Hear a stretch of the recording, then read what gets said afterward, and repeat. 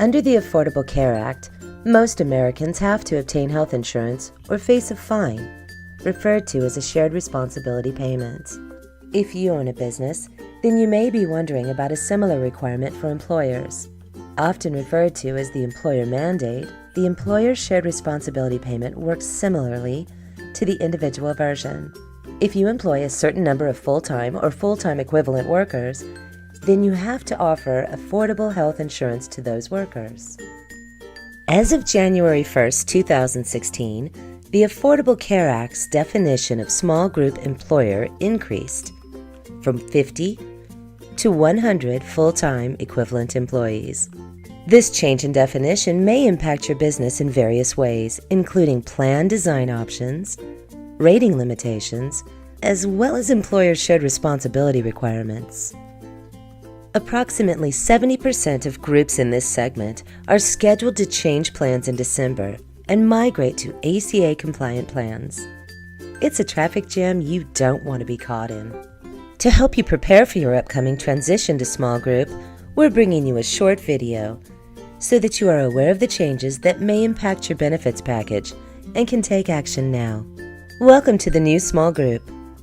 This brief video overview will cover changes in the process brought about by the Affordable Care Act, known as the ACA, that all employers with 51 to 100 employees need to be aware of. Today's presentation is designed to help you determine the best options moving forward for you and for your employees. We'll be discussing two important topics: the ACA and you, and specific action items you'll need to take. In 2015, mid-market groups such as your company were allowed to early renew coverage and keep your current large group health plan until October 2016, thereby delaying your transition to ACA-compliant plans.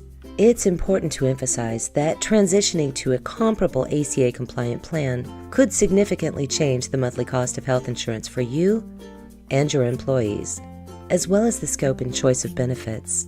That's why it's important to do some health insurance shopping. There are a variety of approaches to take when choosing health plans for your employees. We can help show you all of the options that are available to you and help you choose the best option for your business. As you approach your renewal date, we can help you shop and compare your ACA-compliant plan options. But first, we need to look at the ACA more closely and examine its impact on employers. As of 2016, the ACA defines small group employers as having less than 101 full-time equivalent employees. The new rules and regulations established by the ACA can be confusing and daunting for some employers. The goal today is to offer a general overview that will help you understand the changes brought about by the law and better frame questions you might have that can be addressed by your insurance broker. As of January 1, 2016, the calculation to determine employer size under the ACA has changed to the same method that is used under employer mandate provisions. Specifically, this means that in addition to counting full-time employees, employers also must count full-time equivalents to calculate employer size. A full-time equivalent is calculated by adding the hours of all employees who work less than 30 hours per week and dividing by 30. Groups with a total of 100 or less full-time and full-time equivalent employees are considered small employers.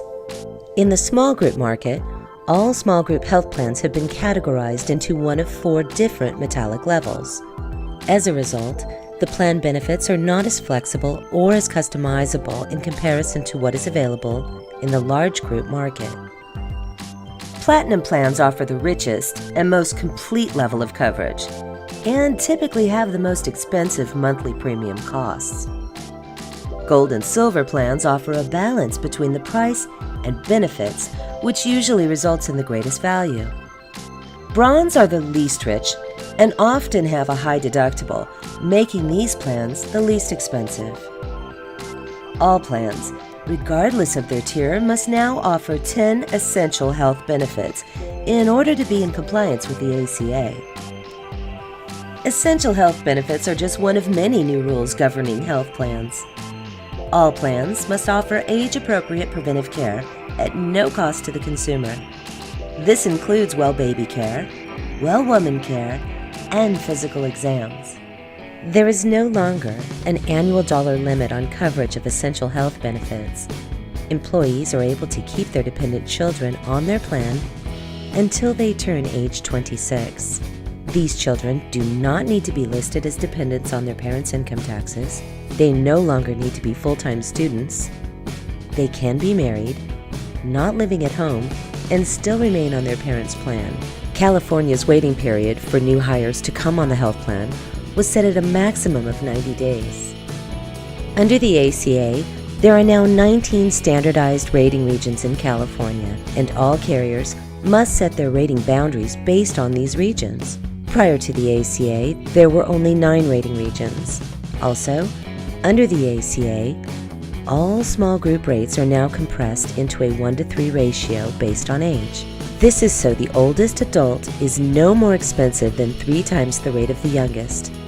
This was dropped down from a 1-to-7 ratio. All rates in the small group market are guaranteed issue and non-negotiable.